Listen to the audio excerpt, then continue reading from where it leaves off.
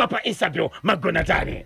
Ndamuka mkoma KB ziri kurarama. Ziri kufamba ere. Aiwa kana muya uchifema chite ziriko. Anditi. Ziriko zinogumbura, ziriko zinofadza asi muya wamarikana uripo panyika zvakakosha. Dambudziko renyu ndereita urai kati kubatsire iso vazukuru venyu.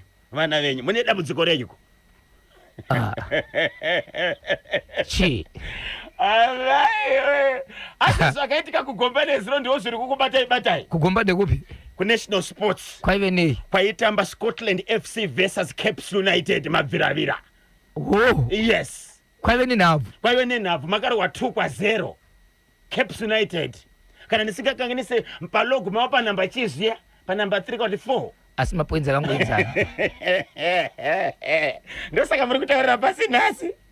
Uri kurira musoro kingeredi.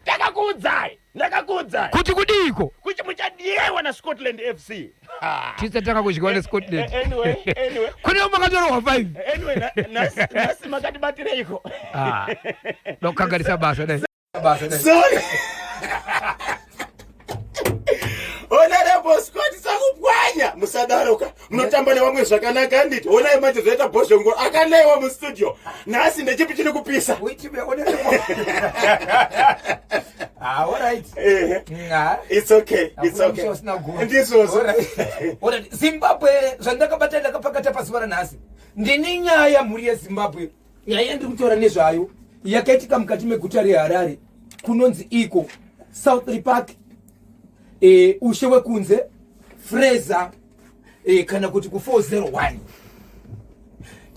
muri yeZimbabwe nezuro kwakamuka kuseni kune munhu akaonekwa akapondwa ari munhu wechirume tikafonerwa tikasvikapo asi ndinotenda muri yeZimbabwe ndichinosvika panzvimbo mapurisa paSouth Park vakatosvika kudhara mukoma KB kunoone kuti vakadana kuti kwaitika dambudziko roda mapurisa vanosvika nenguva aiwa sando dzavo vakanga vatoripo.